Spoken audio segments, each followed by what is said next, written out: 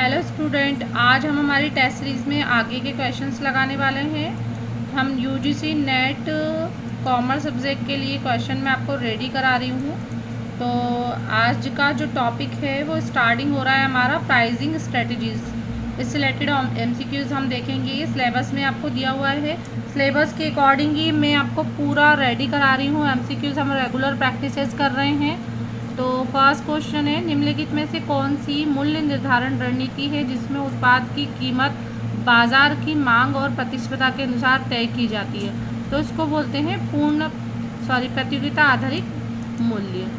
Premium pricing रणनीति का उद्देश्य क्या होता है? तो जो प्रीमियम प्राइसिंग रणनीति है उसका उद्देश्य होता है उच्च गुणवत्ता और ब्रांड वैल्यू को दिखाना। नेक्स्ट क्वेश्चन देखिए, स्कीमिंग प्राइसिंग का उपयोग कब किया जाता है? तो स्कीमिंग प्राइसिंग का उपयोग नई तकनीकी और नवाचार वाले उत्पाद के लिए उच्च मूल्य शुरू में रखा जाता है। पेनिट्रेशन प्राइसिंग का उद्देश्य क्या होता है? तो पेनिट्रेशन प्राइसिंग का उद्देश्य होता है उत्पाद को बाजार में जल्दी स्थापित करना। नेक्स्ट देखिए, उत्पादन के किस चरण में कुल उत्पादन की वृद्धि तेजी से हो रही है? तो उत्पादन की किस चरण में उत्पादन की वृद्धि तेजी से होती है? जो मार्केट में चल पड़ता है। तो प्रारंभिक चरण में, स्टार्टिंग में तेजी से होगी। निम्नलिखित में से कौन सी कास्ट जो है संक कॉस्ट होगी, है ना? निम्नलिखित में से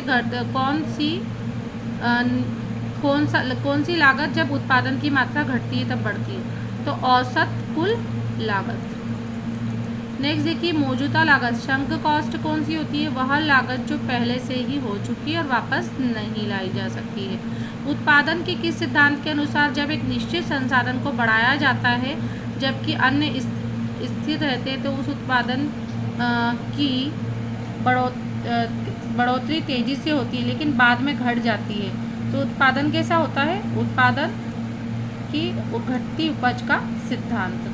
नेक्स्ट देखिए, कैपिटल बजटिंग और वर्किंग कैपिटल मैनेजमेंट। ये भी टॉपिक दिया हुआ है पूरा सिलेबस में, तो इससे रिलेटेड क्वेश्चंस हम देखने वाले हैं। कैपिटल बजटिंग का मुख्य उद्देश्य क्या होता है? तो कैपिटल बजटिंग क्यों की जाती है? क्योंकि लॉन्ग टर्म इन्वेस्टमेंट के लिए, है ना? लॉन्ग टर्म इन्वेस्टमेंट करना है, निवेश करना है, तो हम क्या करते हैं?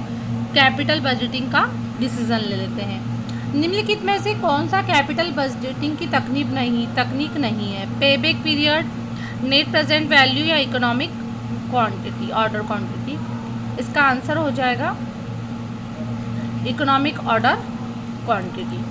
पेबैक पीरियड का अर्थ क्या होता है? पेबैक पीरियड का अर्थ होता है निवेश की पूर्ति में लगने वाला समय।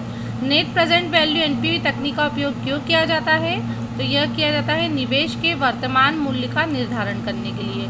Internal rate of return IRR क्या दर्शाता है? निवेश पर आधारित अपेक्षित लाभ का प्रतिशत। IRR निवेश पर अपेक्षित लाभ का प्रतिशत। वर्किंग कैपिटल मैनेजमेंट का मुख्य उद्देश्य क्या होता है? कंपनी के दैनिक वित्तीय संचालनों को सुचारू रूप से बनाना। निम्नलिखित में से कौन सा वर्किंग कैपिटल का घटक नहीं है? तो लॉन्ग टर्म ऋण नहीं होगा। लॉन्ग टर्म जो लोन होता है वो नहीं होता है वर्किंग कैपिटल का। आपको पता है ये शॉर्ट टर्म लोन के लिए वर्किंग कैपिटल यूज होता है।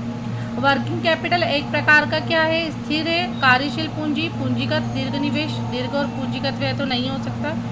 ये क्या है? स्थिर कार्यशील पूंजी है।